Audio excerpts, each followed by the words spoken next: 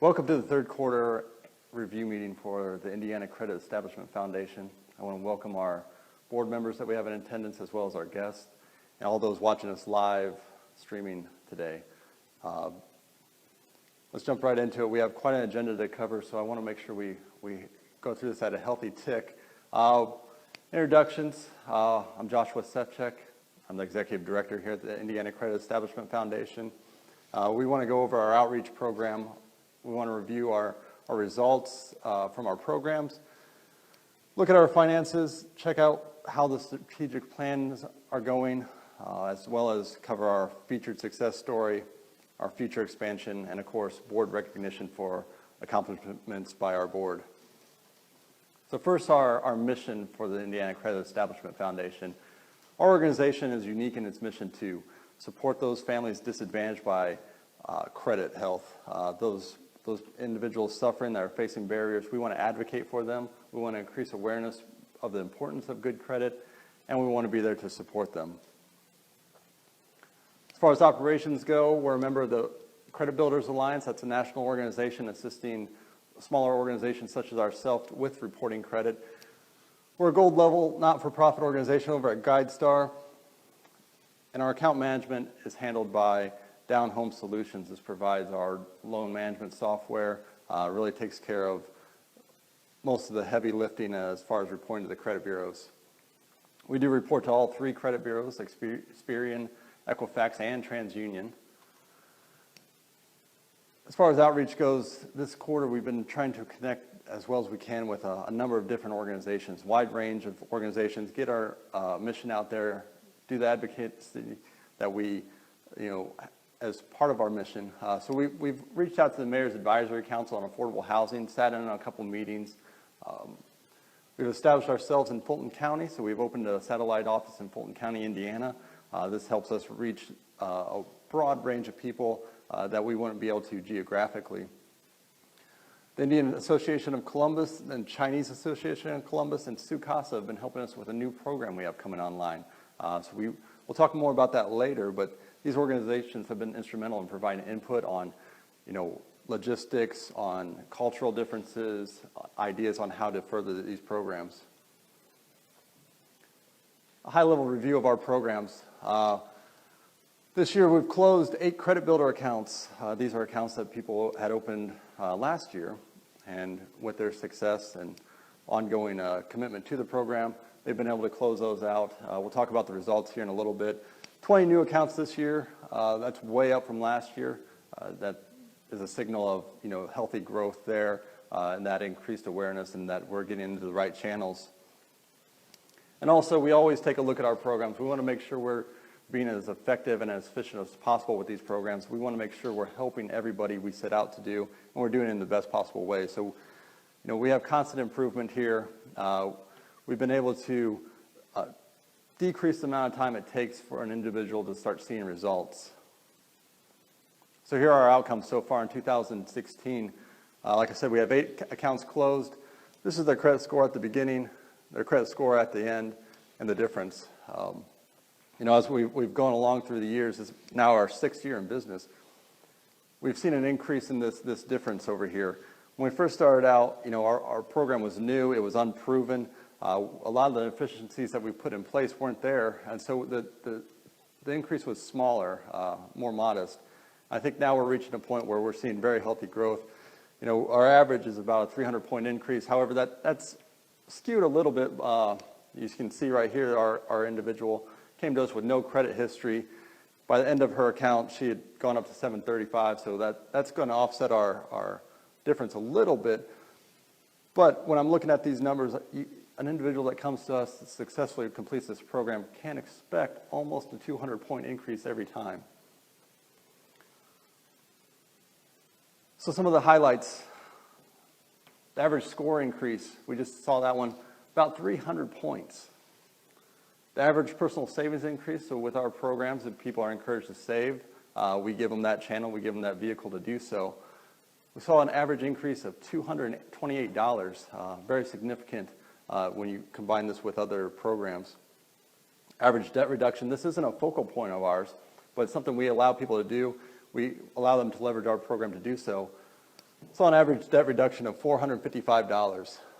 So these are great numbers. You know what, we strive to increase these. We want to always improve on these, see these go up. You know, a lot of people think we're just about the credit score. You know, that's all we do. But really, we help individuals in a number of different ways. You know, we want to increase their savings. We want them to reduce their debt. We want to get them to that financial stability. So how do these break down? As you can see, 20 new accounts, 20% were microloans, 67%, should be 80%, were credit builder accounts. So heavily weighted on the credit builder accounts. Credit goals, you know, we interview people when they apply. We want to see what their goals are. Why are they using our programs? Most people want to get the house. They're looking to qualify for the mortgage. You're not going to be able to do that without the credit health. Car and improvement as far as, you know, just the generic, I need a better score, I want to do better in my life. Or the next two, 6% is reducing debt. So small group there are aiming to reduce that. You know, reducing debt is a byproduct of ours, but we can help people targeting that. Male versus female. So again, continuing the trend, it's heavily weighted on the female side. We find a lot of young ladies are using our programs, you know, almost 2 to 1 here. Again, on the age group, it's the younger groups, the seniors, the people above 45, it makes up a smaller population. And our dependents, so most people that come to us are going to have dependents, they're going to have children, they're going to have families, they're looking to improve their life for these people. So if we take a cross-section of that, you know, it's going to be the young ladies with families that are using our program right now. Could be for various number of reasons. And looking at those demographics, we want to improve our program for those people. We want to serve them better. You know, we've talked with Turning Point. We've talked with some other organizations about why is it that they would come to us and what can we do to make this easier on them? What can we do to improve our program? So we're implementing some changes there. Also, we want to understand why it is that males aren't in our programs. What can we do to address that population? And what's unattractive about the programs or what's not bringing them in? So we're going to look at that. We're going to make changes there as well.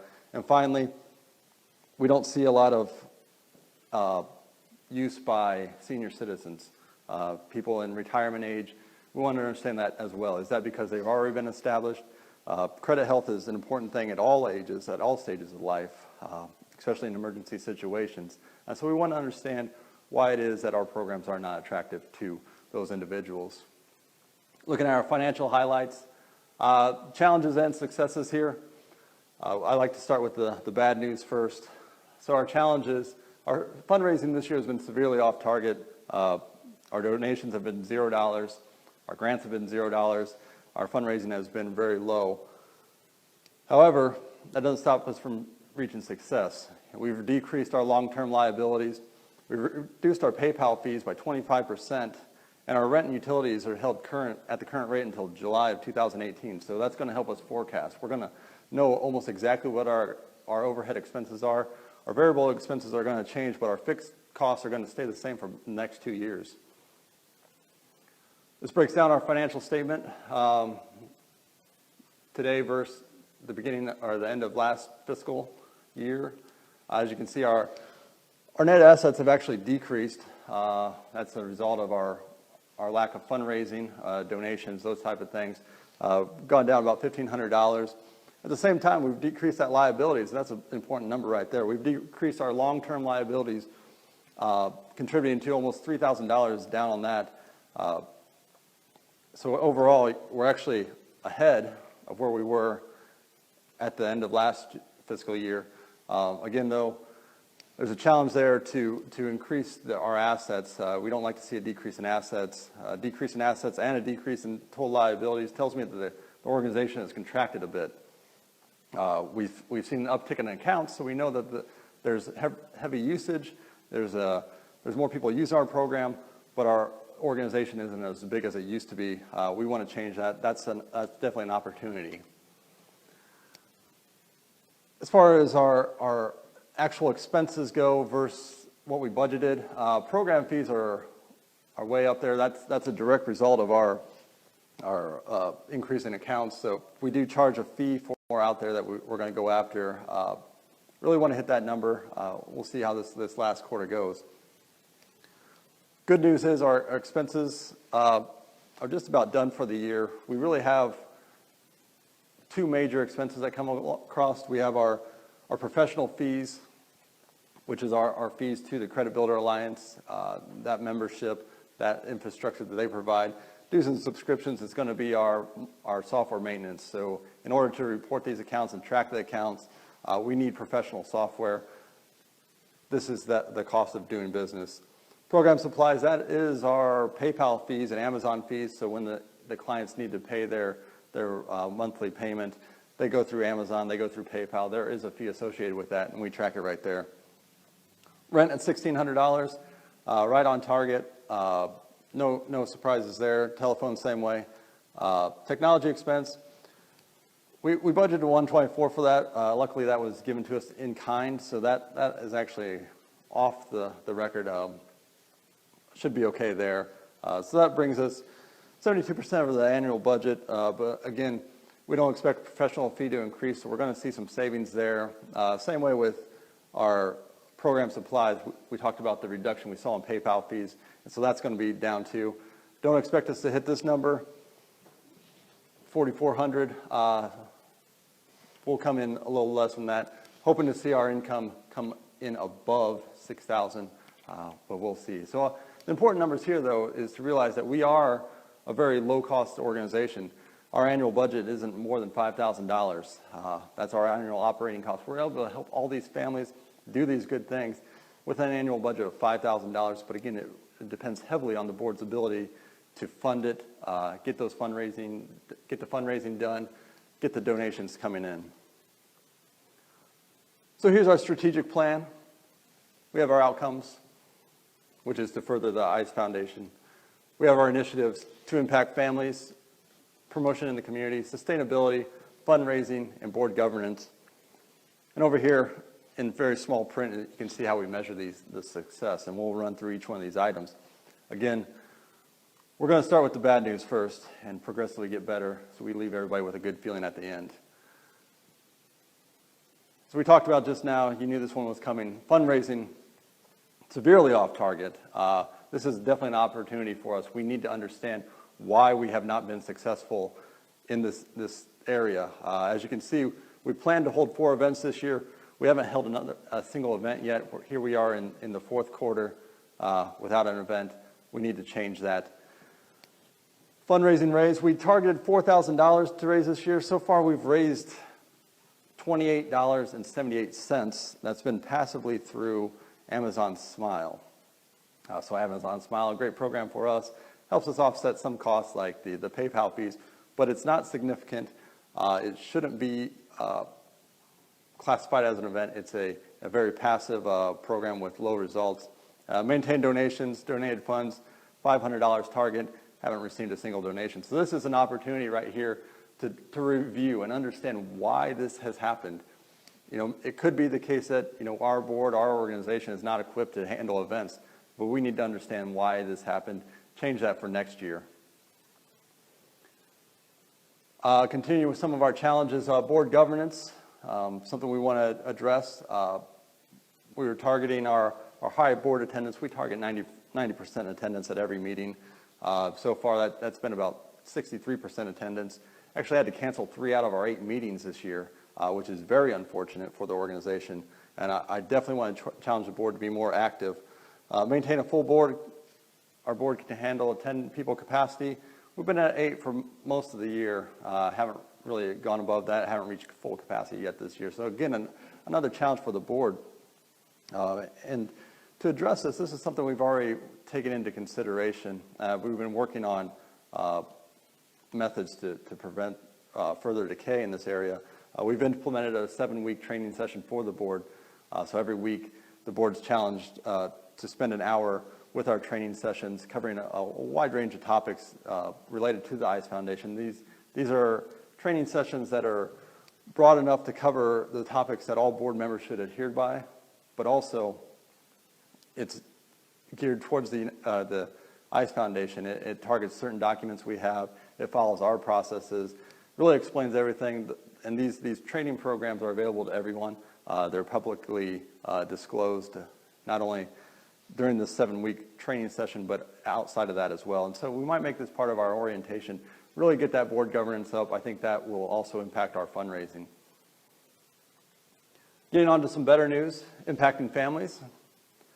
So we wanted to increase our credit builder account population by 100%.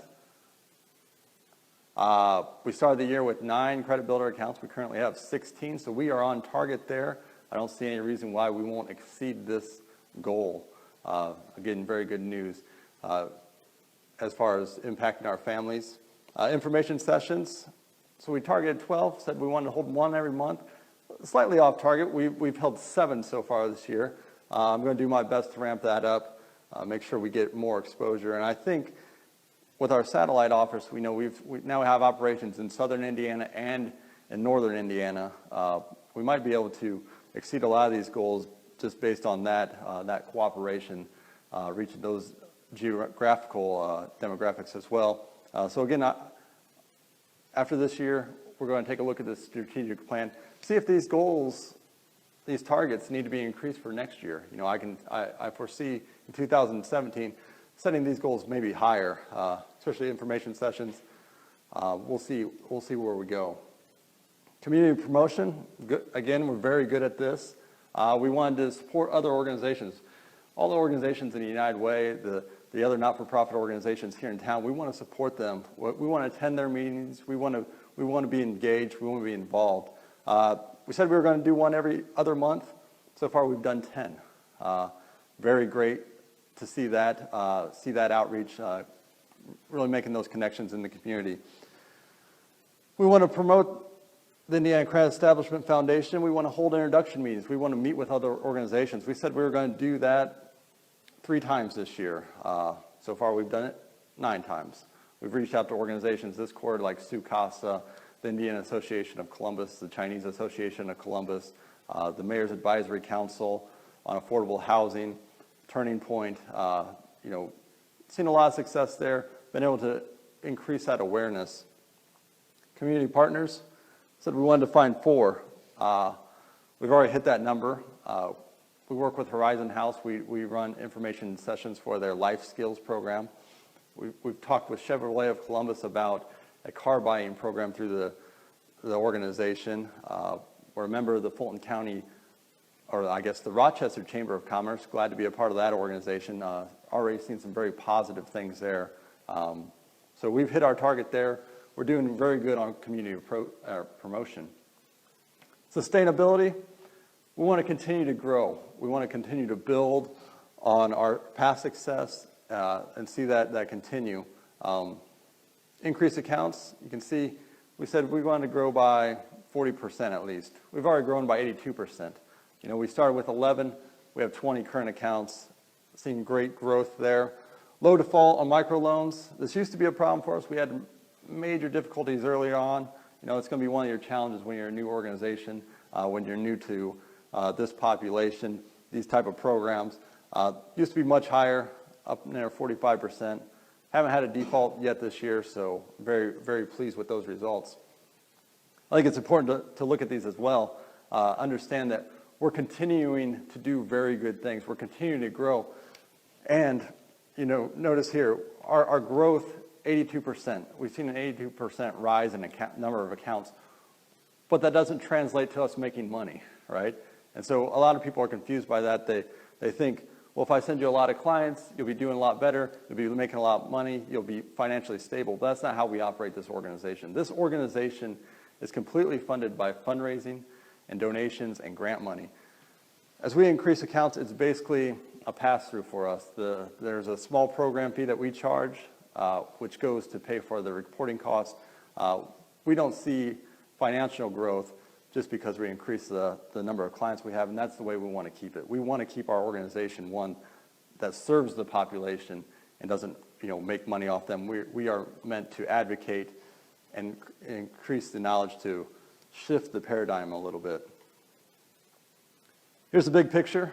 I think we saw a couple go from yellow to green. since last quarter, but again, got our mix of green, yellow, and red there. I don't want to see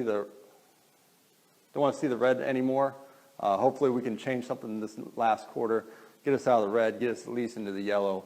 The green's great to see, and the diminishing yellow. You know, I'm not too concerned about the yellow ones.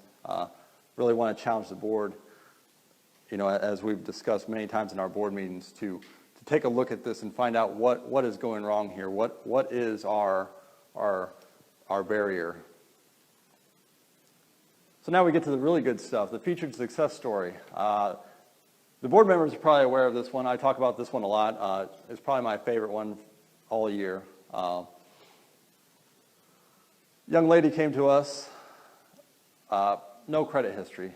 She had gone to the banks to try to get an auto loan. She needed a new car. The banks turned her down. Told her she could apply for a secured credit card to build that credit history.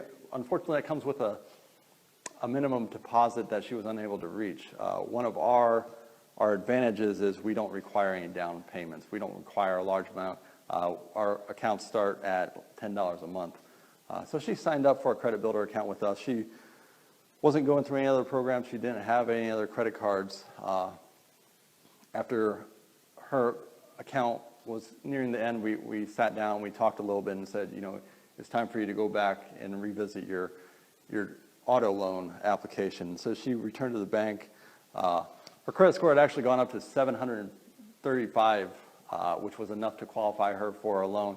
I think she got a used car loan from a local lender at 5.3%. So she was very pleased. We're very pleased to see that success. And really this success that she saw led us to desire to expand our programming, make sure that we can repeat that. So our future expansion, like we said, we opened an office in Fulton County, Indiana. Very excited with the results we've seen so far, getting connected with the community up there, increasing that awareness. We want to implement a car buying program. So this is kind of completing the logistics for the individuals. It's not enough to just help people save money, reduce debt, and build credit. They also need to know how to apply that. Our car buying program will do just that. It's bringing together that good collection of lenders, of car dealers, of insurance agents, making sure that once they exit this program, they know where to go to find good insurance, reliable insurance. They know what a good interest rate is on a loan from a lender, and they know which dealerships in town are reliable dealerships. Chevrolet of Columbus has been a good partner in this. They've given us some excellent guidance on how to structure our educational programs that go along with this.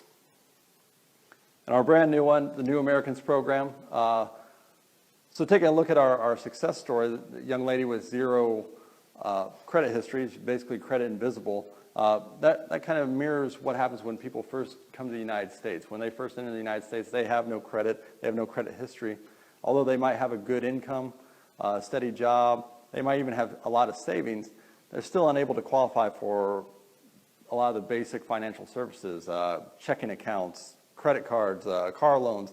You know, these individuals that are making almost 6 figures a year still struggle to qualify for a mortgage. And so we want to take a look at that. We want to understand why. We want to implement a program to help those individuals out. So here's how we're going to go about this.